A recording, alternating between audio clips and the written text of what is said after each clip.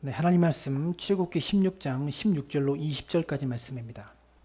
출애굽기 16장 16절로 20절까지 있는 말씀입니다.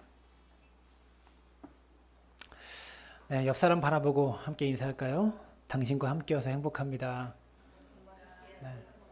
네, 비록 우리가 서로 떨어져 가지고 가정에서 이렇게 유튜브로 예배를 드리지만 우리가 사랑나무 교회로 함께 묶여 있고 함께 모였다는 게 큰 행복이고요, 큰 기쁨입니다. 보고 싶습니다. 언제 볼지 모르겠어요. 주일 예배만 나오시는 분들이 계셔서 뭐 새벽 예배를 못 나오실 형편이니까 많이 힘드실 텐데 보고 싶어요. 빨리 보고 식사라도 좀 이렇게 제가 찾아가서 하고 싶은데 밥도 못 먹는 그런 기간이잖아요. 그래서 한 달 정도, 길게는 한 달 정도 이렇게 내다보는데요. 잘 참읍시다. 한 달 뒤에 만나면 더 기쁨이 있고 이산가족 상봉한 것처럼 더 큰 행복이 있을 줄로 믿습니다. 오늘 성도님들이 안 계신 빈 예배당에서 설교를 하려고 하다 보니까 함께 모여 예배드린 것이 얼마나 큰 복인지를 깨닫게 됩니다. 지금 이 자리에 제 사무실에 최충현 집사님이 계시고요. 황인배 성도님, 우리 김진선 집사님, 또 우리 하은이를 보려고 강명희 권사님 이렇게만 나오셨어요. 또 제 아내하고 저 이렇게 5명이서 이렇게 예배를 드리고 있습니다. 6명인가요? 이렇게 예배를 드리고 있습니다. 우리가 속히 각자의 삶과 가정에서 드리고 예배를 드리고 있지만 우리가 함께 교회에 모여서 서로 좀 기쁘게 침을 튀기면서 예배 드릴 수 있는 날이 속히 오게 되기를 바랍니다. 눈에 보이지도 않을 만큼 이 작은 바이러스가 지금 한국이라는 국가 전체를 멈춰서게 하고 있습니다.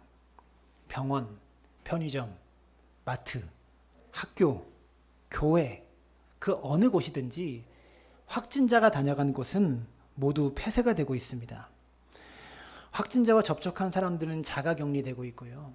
우리 화도 지역에서도 2명의 확진자가 나왔고 또 바로 옆에 있는 호평동에서도 오늘 아침에 확진자가 나왔다고 연락이 왔습니다.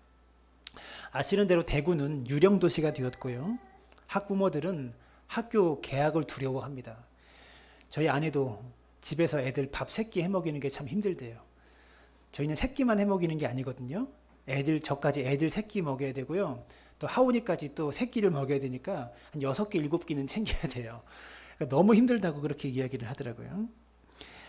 소상공인들은 문은 열어놨지만 거의 휴업 상태로, 개점 휴업 상태로 하루하루를 버티고 있습니다.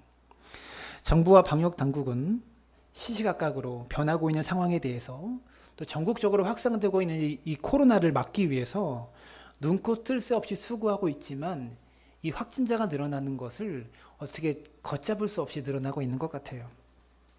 치사율은 높지 않지만 전염성이 매우 강한 이 코로나 바이러스로 인해서 국가의 경제와 정치와 사회, 국민의 생활 모든 것들이 패닉 상태에 빠졌습니다. 우리가 알고 있는 대로 현재 가장 큰 위험 요소가 뭐냐면 밀폐된 공간 안에 사람들이 많이 모이는 겁니다. 그리고 국민들이 가장 불안해하는 것도 바로 이 지점이죠. 예수님은 마태복음 10장 16절에 이렇게 말씀하셨습니다. 보라, 내가 너희를 보냄이 양을 이리 가운데로 보냄과 같도다. 그러므로 너희는 뱀같이 지혜롭고 비둘기같이 순결하라. 이렇게 말씀하십니다. 여러분, 이 시대를 살아가는 그리스도인들에게 순결한 믿음은 참 중요합니다.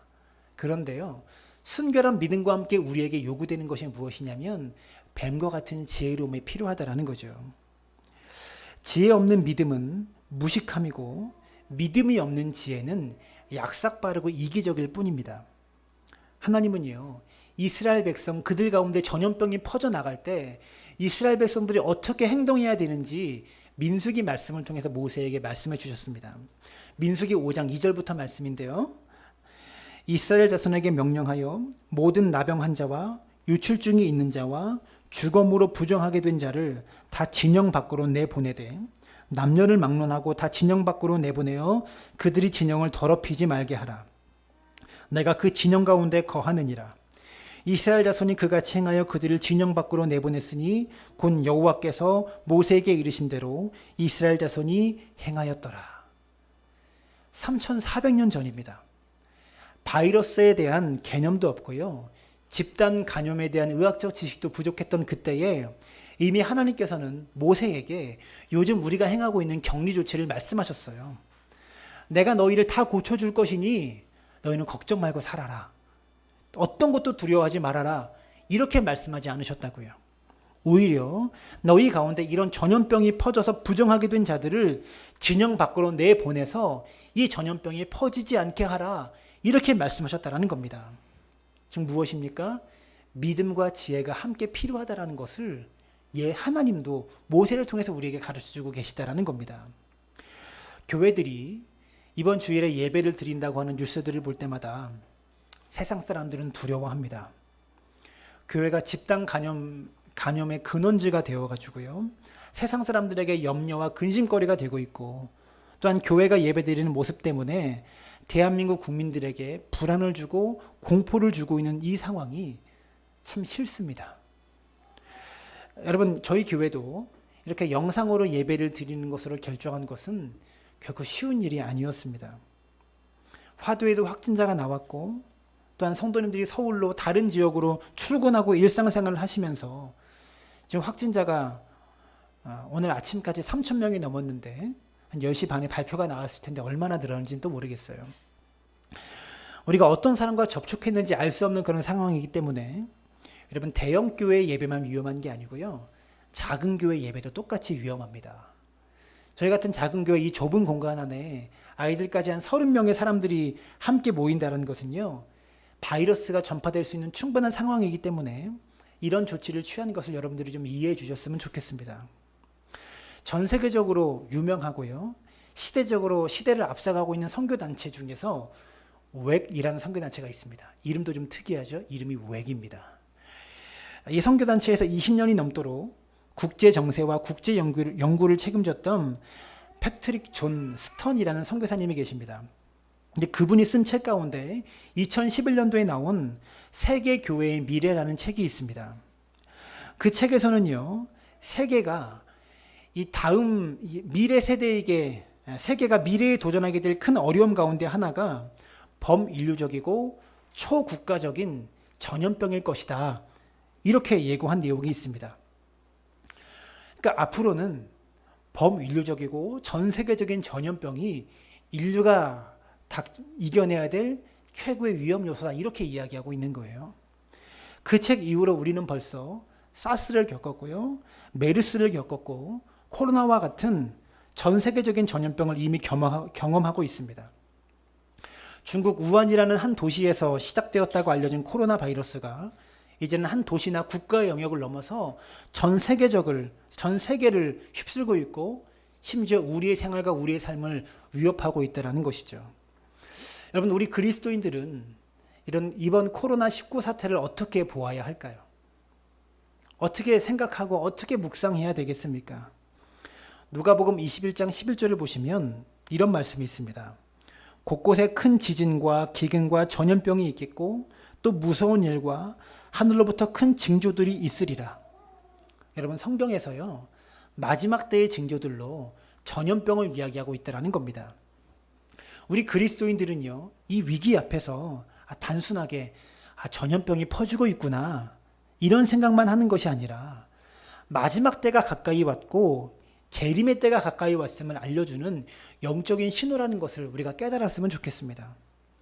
사랑하는 여러분, 이 바이러스가 일어난 이유가 뭘까요? 이 무서운 온 국민을 공포로 몰고 있는 코로나19 바이러스가 발생한 이유가 뭘까요? 의학계에서는요, 박쥐 때문에 이 바이러스가 생겼다라고 말합니다. 또 언론은 신천지 때문에 이 바이러스가 퍼졌다라고 이야기합니다. 근데 저는 설교를 준비하면서 이 말씀이 떠올랐습니다. 하원이가 아빠 설교에 집중을 못하게 만들어요. 야고보서 1장 15절 말씀을 보시면 이런 말씀이 있습니다. 욕심이 잉태한 즉 죄를 낳고 죄가 장성한 즉 사망을 낳느니라. 여러분, 저는요, 인류를 위협하는 이 바이러스의 원인이 인간의 이기적인 욕심이라고 생각합니다. 이 코로나 바이러스는 인간의 욕심 때문에 생겨난 것이고요. 바로 우리의 죄 때문에 생겨난 거라는 것이죠. 저는 설교자로서 그리고 목회자로서 분명한 예언할 수 있습니다. 이런 거 안 하는데 이건 예언입니다. 우리 인간은 곧 또 다른 코로나 바이러스를 만들어낼 겁니다. 머지않아 이거보다 더 무서울 수 있고요. 더 빠른 시간에 또 다른 바이러스가 우리를 덮칠 수 있다는 거죠. 설교를 준비하기 위해서 이번 한 주간 바이러스와 열심히 싸웠습니다. 바이러스에 관한 논문 몇 가지를 찾아봤는데, 이 바이러스에는요, 종간장벽이라는 게 있대요. 무슨 말이냐면, 종간장벽이 무슨 뜻이냐면, 인간이 걸리는 바이러스와 동물이 걸리는 바이러스가 다르다라는 거예요. 예를 들어서 인간이 걸리는 병이 있고, 강아지가 걸리는 병이 있잖아요. 조류들이 걸리는 질병과 어류들이 걸리는 질병이 다르다라는 그런 말입니다. 조류독감 바이러스가 돼지에게는 퍼지지 않잖아요. 이것과 똑같은 이치입니다. 종간장벽이 있어서 바이러스가 이 종간장벽을 넘어갈 수 없다는 거죠. 근데 문제는 인간이 오랜 시간 동안 만들어낸 생태계의 파괴로 인해서 이 종간장벽이 무너지고 있다는 것이 문제라는 것이죠. 2002년도에 사스, 2009년에 신종플루, 2012년도에 메르스, 이러한 바이러스들은요, 이 종간장벽을 허물어뜨린 바이러스로, 이런 바이러스들은 동물에 의해서 인간에게까지 전염된 인수공통 전염병이라고 부른대요. 인수공통 전염병은 동물이 감염된 바이러스가 종간장벽을 넘어가지고요, 인간에게까지 침투하는 그런 병이라고 합니다. 이렇게 전 세계적으로 많은 사람을 감염시켰던 바이러스들이 종간장벽을 허물어뜨린 인수공통 전염병이라는 특징이 있다는 것이죠. 2002년도에 유행했던 사스라는 바이러스는요, 박쥐에게 있던 바이러스가 사양 고양이에게 종간장벽을 넘어서 옮겨왔습니다. 그리고 이 사양 고양이를 통해서 인간에게 전염된 거죠. 자연에 있는 사양 고양이를 잡아다가 우리 안에 가두고 평생도록 커피콩만 먹게 합니다. 사진을 한번 보여주세요. 이 커피콩을 먹은 고양이가 커피똥을 싸면 그것을 가지고, 그 커피똥을 싸면 인간이 그 커피똥을 닦아가지고 로스팅을 해서 커피를 마시면 루아 커피라고 해가지고 그게 그렇게 맛있대요. 그러다 보니까 이제는 인간이 자연 속에서 한두 마리의 사양 고양이를 잡는 것이 아니라 자연에 있는 고양이를 인공적으로 교배시켜가지고요, 수만 마리의 사양 고양이를 만들어냅니다. 그래가지고 평생도록 수만 마리의 사양 고양이가 커피만 먹게 만드는 거예요. 그래서 일생도록 커피똥만 배설하게 만들다가 더 이상 쓸모가 없어지면 식용으로 내다 팔아가지고요, 중국 광둥성에서 먹었다고 합니다. 그래가지고 사스의 최초 발원지가 중국 광둥성이래요. 야생 동물을 고급 커피를 만드는 도구로 이용한 인간의 욕망, 이게 사스의 원인이었습니다. 메르스 역시 코로나 바이러스의 한 종류입니다. 낙타가 원인으로 지목되었지만 최초의 바이러스 발원지는요, 박쥐라는 연구 결과가 있습니다. 어둡고 습한 동굴에서 살아야 되는 그런 박쥐가요, 생태계의 파괴와 무분별한 자연 개발 때문에, 박쥐는 사막이 없잖아요. 낙타가 있는 그런 사막에는 박쥐가 나오지 않습니다. 근데 생태계가 파괴되고 무분별한 자연 개발로 박쥐가 살 서식지가 없어지게 되자 박쥐가 살 곳을 찾아 이동하다가 사막까지 오게 된 거예요. 사막에서 먹을 것을 찾다가 인간이 있는 마을로 오게 돼서 낙타에게 박쥐가 가지고 있는 나쁜 바이러스를 전염시켰다고 합니다. 배설물로 낙타에게 바이러스를 옮긴 것 같아요. 그리고 그 낙타를 타고 다니는 인간에게 낙타가 메르스 바이러스를 옮겨 만든 것이죠. 무분별한 자연 개발로 동물의 서식지 파괴가 메르스의 원인이었습니다. 사랑하는 여러분, 인간의 욕망과 자본주의는 생태계를 파괴하고 끊임없이 지구를 파괴하고 있습니다. 그래서 저는요, 야고보서 1장 15절의 말씀을 이렇게 묵상합니다. 본문의 말씀은 욕심이 잉태한 즉 죄를 낳고 죄가 장성한 즉 사망을 낳느니라, 이 말씀인데요, 이 말씀은 이렇게 묵상했습니다. 욕심이 잉태한 즉 코로나를 낳았고 코로나가 장성한 즉 인류의 멸망을 낳느니라. 이런 일이 있을 수 있습니다, 여러분. 이 모든 전염병의 원인은요, 사실은 생태계의 질서를 파괴한 인간에게 있다는 것을 기억하시길 바랍니다. 그러면 인간은 왜 생태계의 질서를 이렇게 파괴합니까? 왜 파괴하죠? 돈 때문입니다. 돈에 대한 욕심 때문에 사양 고양이를 가두고 교배시킵니다. 돈 때문에 동물들을 모질게 이용하고 있는 인간이 나쁜 거예요. 여러분 자꾸 박쥐 미워하지 마세요. 박쥐가 무슨 죄가 있습니까? 박쥐는요, 박쥐로 태어나서 박쥐로 살다가 박쥐로 죽는 겁니다. 자기가 할 일 지금 하고 있는 거예요. 여러분 조류독감이라고 아시죠? 조류독감 바이러스가 어떻게 만들어졌는지는 원인은 모르더라고요. 논문을 찾아봐도 박사들이 모르더라고요. 근데 닭들을 한번 보십시오. 사진을 보여주세요. 이 좁은 공간 안에 두세 마리의 닭이 갇혀가지고요, 인간이 먹을 계란을 평생토록 생산해내고 있습니다. 보시면 A4 용지 한 장밖에 안 되는 좁은 공간에 두 마리의 닭이 들어가 있어요. 이 지구 안에서 삶을 누리고 자유롭게 지구를 뛰어다니고 자연을 누려야 될 이 닭들을 인간의 욕심으로 철장 안에 가둬둡니다. 단지 인간의 먹을거리를 위해서 A4 용지 한 장 되는 그런 좁은 철장 안에 닭을 두 마리, 세 마리를 꾸겨서 집어넣습니다. 평생 닭들은 저 닭장 안에 갇혀가지고요, 인간이 먹을 계란만 생산하고 내고 있는 거예요. 좁은 철장 안에서 평생을 살다 보니까 닭의 깃털에 진드기가 붙으면 닭이 고개를 돌려서 이 깃털에 붙은 진드기를 쪼아 먹거나 날개를 펴고 날개짓을 막 하면서 기생충을 털어내고 진드기를 털어내야 되는데 날개짓을 할 수 없고 고개를 돌릴 수 없다 보니까 몸에 진드기가 기생합니다. 기생충이 가득합니다. 그래서 닭에게 붙어있는 진드기를 죽이기 위해서 살충제를 뿌립니다. 그러다 보니 그 살충제가 인간이 먹는 계란에 들어와 가지고요, 인간에게 다양한 질병들을 만들어낸다고 알려져 있습니다. 그리고 좁은 철장 안에서 사료 먹고 계란 낳고, 사료 먹고 계란 낳고, 이것을 평생 반복하다 보니까 이 닭들도 면역력이 떨어지겠죠. 그러다 보니까 전염병이 퍼지면 모두가 감염되는 거예요. 또 밀집돼 있다 보니까 한 마리가 전염병이 생기면 금방 퍼집니다. 조류독감은요, 치사율이 75%래요. 닭이 걸리면 75%가 그냥 죽는 겁니다. 그래서 조류독감이 퍼지면 인간들은 닭을 어떻게 하는지 아십니까? 사진을 보여주십시오.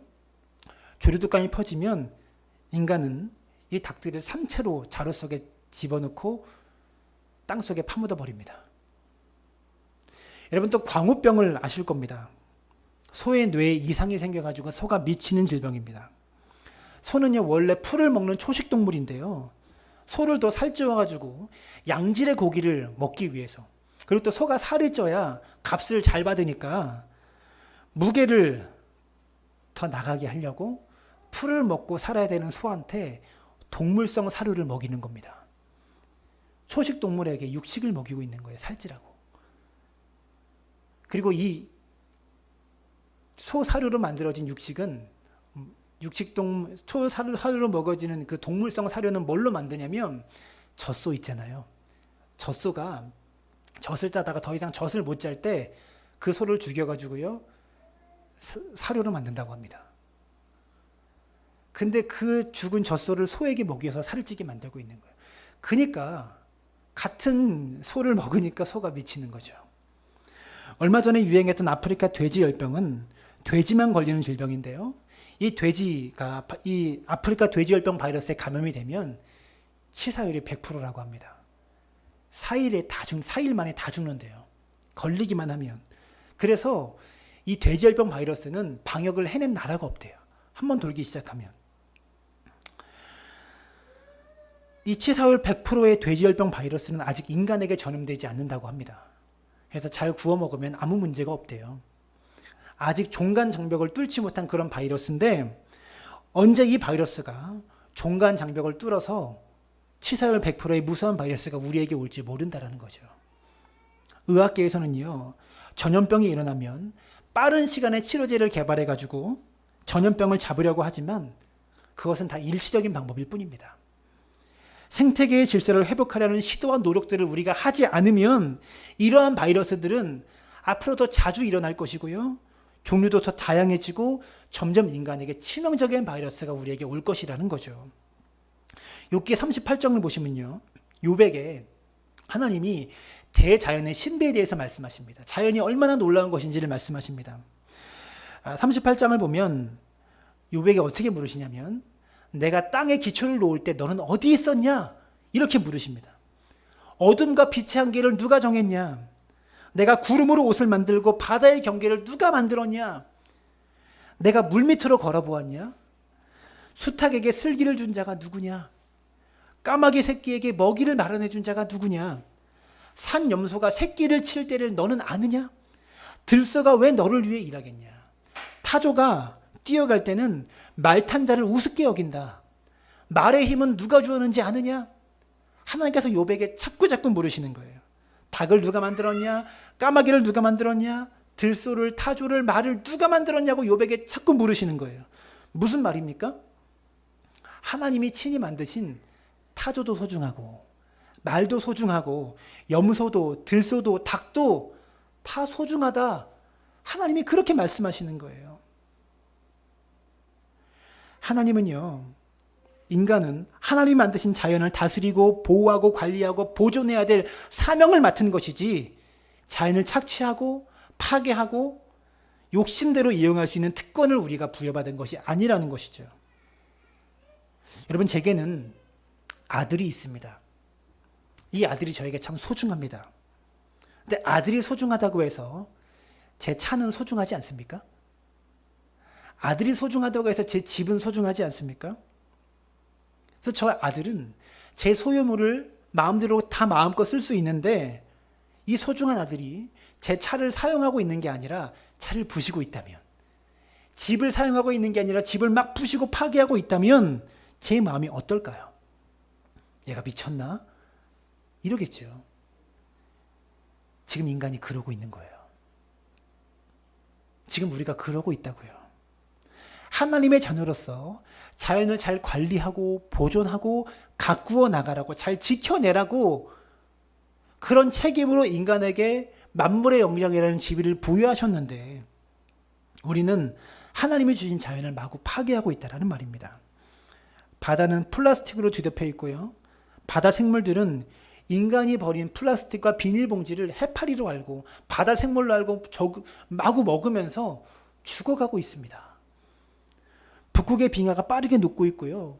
북극 곰들은 살 공간이 없어지고 펭귄들이 살 공간이 없어지고 있습니다. 하늘은 미세먼지로 뒤덮여 있고요. 사랑하는 여러분, 하나님은 인간만 소중히 여기시는 것이 아니라 이 땅에 있는 하나님이 직접 만드신 모든 피조물 하나하나를 다 소중히 여기십니다. 여러분이 집에서 키우는 강아지 한 마리도 하나님의 피조물입니다. 하나님께서는요, 인간만이 아니라 자연 만물들, 동물도, 식물도, 모든 피조물들이 하나님께는 다 소중하다고요. 근데 여러분, 인간에게는 무엇이 제일 소중합니까? 우리에게 제일 소중한 것은 돈이죠. 저와 여러분 모두는 돈으로부터 벗어날 수 없습니다. 그래서 돈을 벌기 위해 자연을 마구 파괴하고 착취합니다. 돈을 위해서는요, 돼지도, 소도, 닭도, 모든 짐승들을 다 이용하죠. 게다가 인공적으로 교배까지 시킵니다. 마구 생산해냅니다. 생명이 탄생하는 게 아니라 찍어내는 생산이에요. 인간에게. 지금 인간들이 돈을 벌기 위해서 살아가는, 이 땅에서 살아가는 질서 자체가, 생활 양식 자체가 창조 세계에 대한 범죄라고요. 우리의 경제력이 성장하면 성장할수록 생태계는 파괴되고 자연은 무너질 겁니다. 이 거대한 죄의 흐름을 우리가 어찌할 수는 없어요. 어떻게 하겠습니까? 그러면 이러한 시대에 우리 그리스도인들은 어떻게 살아가야 할까요? 따라합시다. 욕심을 버려야 합니다. 욕심을 버리는 훈련들을 우리가 해야 되는 것이죠. 이 코로나 바이러스가 만들어진 근원들, 원인들을 자꾸 따져서 올라가다 보면 여러분이 식탁 위에서 부리는 작은 식탐, 이 작은 식탐 하나가 이 코로나 바이러스가 시작된 원인이라고 여러분 볼 수 있다는 거 아십니까? 고기 반찬만 나오면 우리는 어떡합니까? 한번 덮으죠. 왜 야채는 별로 이렇게 먹을 입맛이 안 나는데 고기만 넣으면 식탐이 나는지 모르겠어요? 그 작은 식탐 하나하나가요, 축산업을 발전하고 성장시킵니다. 짐승들을 착취하며 이용하는 시작이 된다는 거죠. 사스의 원인, 아까 말씀드렸지만 맛있는 루아 커피를 마시고 싶은 인간의 식탐이 사스의 원인이었습니다. 고기를 안 먹고 살 수 없죠. 인간이 자연을 이용하지 않을 수는 없습니다. 근데 자연을 이용하면 이용할수록 인간은 자연을 파괴해 놓을 수밖에 없다는 거죠. 그래서 필요한 만큼 먹고 필요한 만큼 쓰는 지혜가 우리에게 필요한 겁니다. 이것을 그리스도인들이 배워야 하는 거죠. 우리는 주기도문을 통해서 매일 기도합니다. 오늘날 우리에게 일용할 양식을 주옵시고 일용할 양식을 달라고 기도합니다. 지금 세계의 식량 생산량은요, 지구 전체 인구의 2배인 120억 명이 1년 동안 먹고도 남을 만큼 충분한 양인데도 지구 반대편은 굶주리기에 허덕이고 있습니다. 세계 인구의 절반은 가난과 기아에 허덕이고 있어요. 왜 그럴까요? 우리가 너무나 많이 버리기 때문입니다. 우리가 너무나 많이 가져가고 너무나 많이 먹기 때문입니다. 다 먹지도 못하고 소화시키지도 못하면서 식탐 부려가지고 너무나 많이 가져가기 때문에 그래요. 오늘 본문 출애굽기 16장 16절을 보시면 너희 각 사람은 먹을 만큼만 이것을 거둘지니 곧 너희 사람 수요대로 한 사람의 한 오멜씩 거두되 각 사람이 그의 장막에 있는 자들을 위하여 거둘지니라. 이렇게 말씀하셨습니다. 하나님이 광야에 있는 이스라엘 백성들에게 만나와 메추라기를 주시면서 뭐라고 말씀하셨습니까? 먹을 만큼만 거두어 가라 말씀하십니다. 그리고 먹고 남은 것은 다음 날을 위해서 남겨두지 말라. 이렇게 말씀하셨어요. 더 많이 가져가서 내가 저장해 놓으면 좋을 텐데, 내일을 위해서 남겨놓으면 좋을 텐데 딱 먹을 만큼만 너희들은 가져가고 남겨두지 말라고 말씀하셨다고요. 왜 그러셨을까요? 하늘에서 내린 만나와 메추라기는 배고파서 굶주려 있는 이스라엘 백성들에게 단순히 밥상을 하나님이 차려주신 것이 아니라 그들에게 주신 시험 문제였고요. 하나님이 이스라엘 백성을 교육하고 훈련시키시기 위한 하나님의 방편이었다라는 겁니다. 저는 가끔씩 뷔페에 갑니다. 뷔페에 가면 어지러워요. 접시를 딱 들고 수많은 메뉴 앞에 서는 순간 어지럽습니다. 뭐부터 먹어야 되나 고민이 많이 되죠. 그래서 결심을 합니다. 살찌니까 적당히 먹자. 결심하면 나름대로 세심한 전략을 짭니다. 처음에는 샐러드부터 먹습니다. 그래서 시작은 차가운 음식 샐러드부터 시작하는 것으로 작전을 짜가지고 먹기 시작하는데 다 먹고 나서 보면 제 위장보다 더 많은 음식을 담아서 버리는 음식이 참 많습니다. 그래서 뷔페 앞에 접시를 들고 설 때마다 느끼는 것은 우리의 인생도 이것과 별반 다르지 않다라는 생각을 하게 되죠. 그러면서 깨닫게 되는 것은 뭐든지 적당한 양만큼, 먹을 만큼, 필요한 만큼만 주워 담는 것, 이것은 결코 쉬운 문제가 아니구나. 이것을 깨닫게 됩니다. 돈에 대한 욕심도 마찬가지입니다. 적당한 만큼, 필요한 만큼, 먹을 만큼, 이 만큼을 잰다라는 거 결코 쉬운 문제가 아니라는 거죠. 예를 들어서 미용실에서 우리 김홍순 집사님은 미용실 경력만 한 30년 가까이 되실 텐데 사람의 머리만 보면 이 정도 파마약만 쓰면 이 정도만 쓰면 되겠다. 양을 정확하게 딱 잴 수 있는 능력이 있습니다. 그 분야에서 오랫동안 일했기 때문에 그렇죠. 고기 가게에서 오랫동안 일하신 분들은 정확하게 한 이 칼로 딱 썰어서 이 정도 딱 집으면 한 근, 두 근, 대강 양이 나오잖아요. 거기 딱 맞게 맞출 수 있을 겁니다. 이러한 일들은 숙달된 반복을 통해서만 알 수 있는 거예요. 경험을 통해 쌓이게 되는 겁니다. 그래서 쉬울 것 같지만 결코 쉽지 않은 일들이라는 거죠. 양을 어림잡아내는 거, 이거 실력입니다. 우리가 인생을 살면서 나에게 필요한 만큼, 내가 쓸 만큼 양을 어림잡아서 남지 않도록 내가 걷어들이는 거, 이건 실력이에요. 아마추어는 할 수 없는 거예요. 근데 문제는 우리가 인생의 전문가가 아니라는 겁니다. 매일매일 새로운 날을 살아보기 때문에 우리는 초보자입니다. 나에게 필요한 만큼이 어느 정도인가를 알 수 있는 능력이 우리에게 없다라는 것이 문제입니다. 사랑하는 여러분, 정말 필요한 만큼, 분량만큼 집어내는 훈련, 먹을 만큼만 집어내는 훈련, 이거 만만히 볼 일이 아니라는 것이죠. 지금 세상에 일어나고 있는 모든 문제들, 전쟁과 테러와 전염병과 같은 이런 비극들은요, 모두가 다 먹을 만큼만에 만족하지 못하고 더 가지고 더 먹고 더 저장해 놓으려고 하는 인간의 욕심에서부터 비롯된 일들이다라는 겁니다. 사랑하는 여러분, 욕심은 어디서 올까요? 욕심은 왜 올까요? 내일에 대한 염려 때문에 욕심이 옵니다. 우리가 내일에 대한 염려를 버리지 못하기 때문에 욕심을 부리는 거예요. 그것 때문에 오늘 더 가져야 된다고 욕심을 부리고 그 욕심이 결국 이 코로나 바이러스와 같은 큰 재앙들을 우리에게 가져다 준 것이다라는 거죠.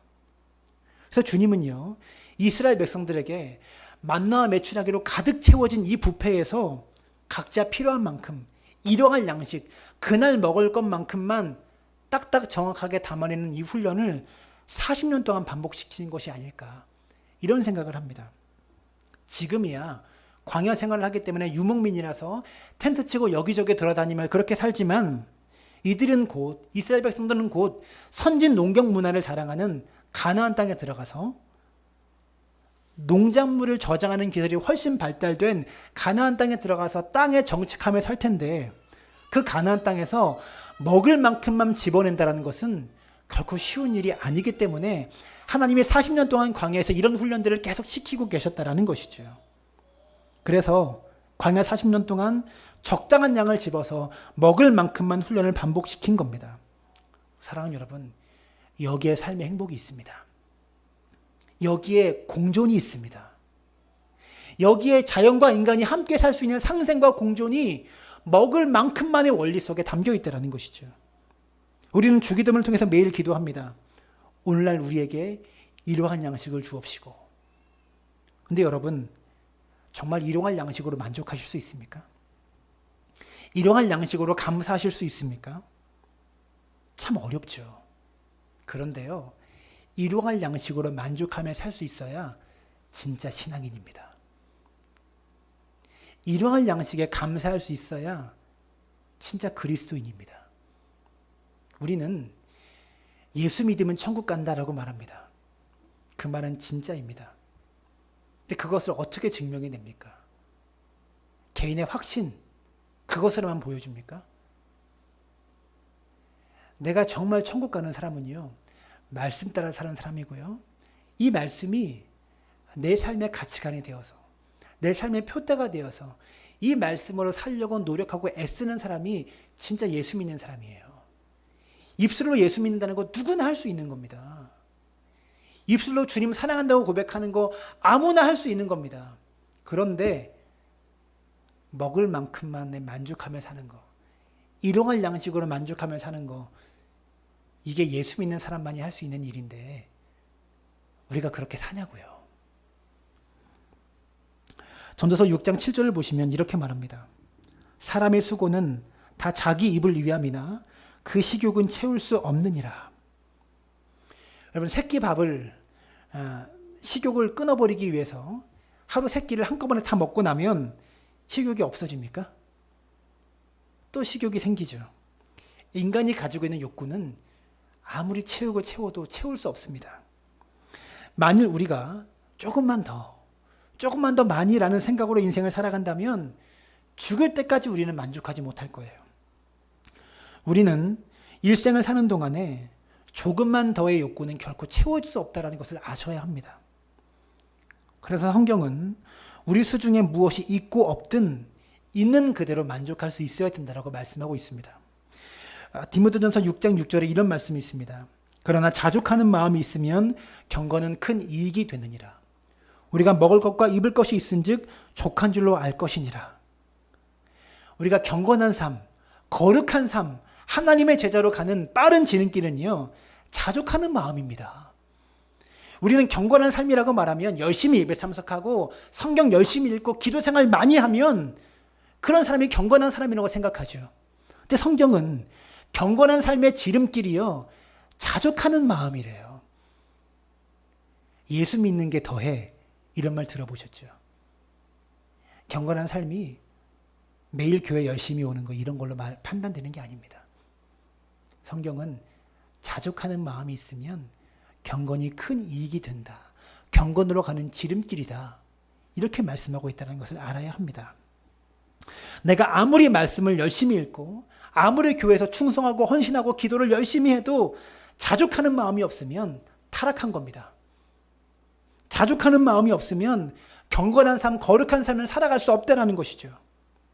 사랑하는 여러분, 더 많이 가지려고 하는, 더 욕심부리고 있는 인간의 이 욕심이 자연을 너무나 많이 파괴하고 있습니다. 말씀을 맺겠습니다. 환경위기 시계라고 들어보셨습니까? 브라질 리우에서 환경회의가 처음 열렸던 것이 1992년이었습니다.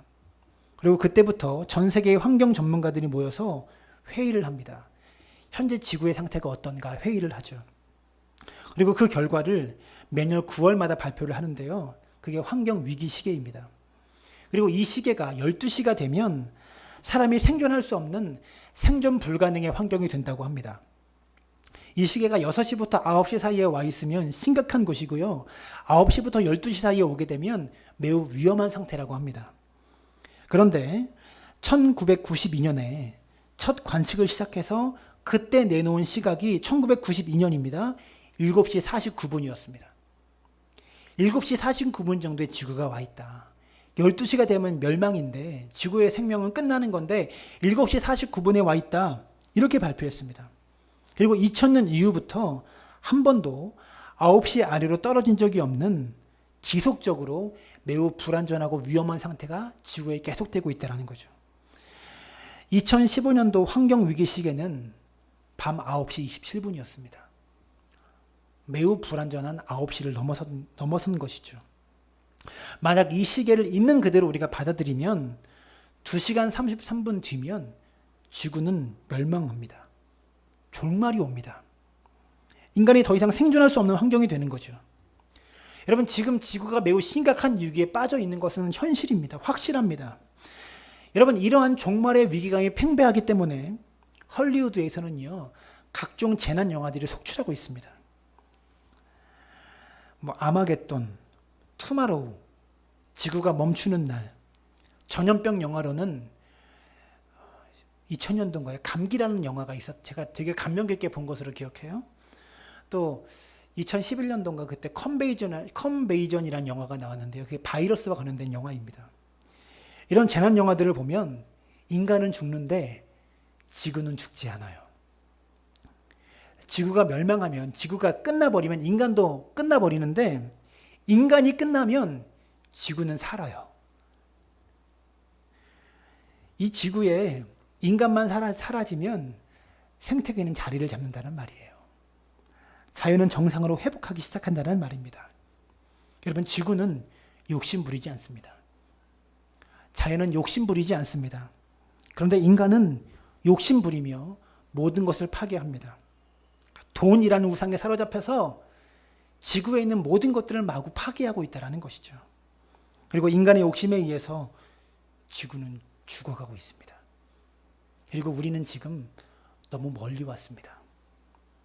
지금이라도 빨리 돌아가지 않으면, 빨리 자연을 회복하려는 노력들을 우리 그리스도인들이 시작하지 않으면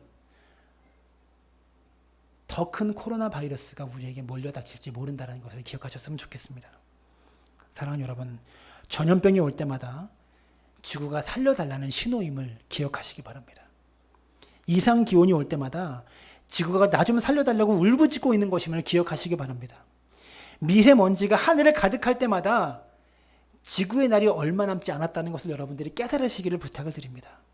사랑하는 여러분, 전 세계를 휩쓸고 있는 이 코로나 바이러스, 이 바이러스 앞에서 우리의 죄를 회개하시길 바라고요. 아름다운 자연을 보존하며 지구를 가꾸어 갈 줄 아는 그런 참된 그리스도인들 되어지시기를 주님의 이름으로 축원합니다.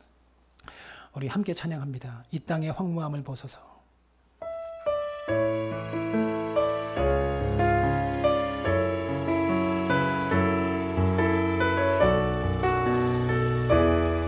이 땅의 황무함을 벗어서. 이 땅의 황무함을 보소서. 하늘의 하나님 긍휼을 베푸시. 우리의 죄악 용서하소서. 우리의 죄악 용서하소서. 이 땅 고쳐주소서. 이 땅 고쳐주소서. 이제 우리 모두 하나 되어, 이제 우리 모두 하나. 이 땅에 무너진, 이 땅에 무너진 기초를 다시 쌓을 때, 기초를 다시 쌓을 때 우리의 우상들을 태우실 성령의 불 임하소서. 성령의 불 임하소서. 부흥의 불길 타오르게 하소서. 진리의 말씀 이 땅 새롭게 하소서. 은혜의 강물 흐르게 하소서. 성령의 바람 이제 불어와. 오 주의 영광 가득함 새날 주소서. 오 주님 나라 이 땅에 임하소. 우리 한 번 더 찬양합니다. 이 땅의 황무함을, 이 땅의 황무함을 보소서. 하늘의 하나님 긍휼을 베푸시는 주여, 우리의 죄악 용서하소서. 이 땅 고쳐주소서. 이제 우리 모두 하나 되어, 이 땅에 무너진 기초를 다시 쌓을 때 우리의 우상들을 태우실 성령의 불 임하소서. 부흥의 불길 타오르게 하소서. 진리의 말씀 이 땅 새롭게 하소서. 은혜의 강물 흐르게 하소서. 성령의 바람 이제 불어와. 오 주의 영광 가득함 새날 주소서. 오 주님 나라 이 땅에 임하소서. 함께 기도합니다. 하나님이 주신 이 땅에서 우리는 살아갑니다. 이 땅에서 많은 것들을 누리며 많은 것들을 하나님께로부터 공급받으며 자연으로부터 공급받으며 살아갑니다. 근데 우리는 돈 때문에 너무나 많은 것들을 파괴하고 있습니다. 인간은 돈이라는 우상에 사로잡혀서 하나님이 주신 자연을 마구 훼손하고 있고, 먹을 만큼만에 만족하지 못하고 더 얻으려고, 더 가지려고, 돈만 되는 일이면 마구 행하고 있다는 것을 알아야 합니다. 이것이 우리의 죄악입니다. 세상은 점점 죄악된 방향으로 나아가고 있고, 우리는 이 거대한 죄의 흐름에서 어찌할 수 없습니다. 사랑하는 여러분, 우리 그리스도인들이라도 먹을 만큼에 만족하며 살아야 합니다. 지금 나에게 주신 것에 감사하며 살아갈 수 있는 지혜가 필요하다는 것이죠. 그래서 우리가 이 자연 파괴를, 우리라도 삶의 자리에서 작은 실천들, 쓰레기 분리수거 하는 것들 있잖아요. 쓰레기 버리지 않는 것들, 가까운 거리 걸어 다니기 운동, 이런 것들을 하면서 환경운동에 동참하면서 자연을 회복하도록 노력해야 되고, 내가 있는 삶의 자리에서 먹을 만큼만에 만족하며 탐심과 욕심으로 우리의 삶을 채우지 말아야 합니다. 사랑하는 여러분, 함께 기도할 때 하나님, 우리의 욕심 때문에 이 땅을 이렇게 황폐하게 만들었습니다. 우리 욕심 때문에 자연을 너무나 파괴하게 만들었습니다. 하나님, 우리의 죄를 회개합니다. 용서하여 주시옵소서. 더 이상 우리 인간들이 돈이나 우상에 사로잡히지 않고 하나님을 바라보고 주님께서 주신 것에 만족하며 살아갈 수 있는 하나님 그런 믿음의 사람 되도록 하나님 붙잡아 달라고 우리 마음을 담아서 함께 기도하며 나아갑니다. 살아계신 아버지 하나님, 함께 하시고 역사하여 주옵소서. 하나님의 우상에 사로잡혀 돈에 사로잡혀 너무나 많은 것들을 파괴하며 착취하고 있습니다. 하나님이여, 우리가 만들어 놓은 하나님이 죄의 굴레, 인간이 만들어 놓은 이 죄의 시스템 속에서 우리가 헤어나오지 못하고 있습니다. 아버지 하나님이여, 우리를 붙잡아 주셔서 하나님께서 이 자연을 보존하며 잘 지키며 가꿀 수 있는 믿음의 사람들 되도록 하나님 붙잡아 주시기를 소망하며 원합니다. 내 삶 속에서 작은 실천들, 식탁 앞에서 욕심 부리지 않게 하시고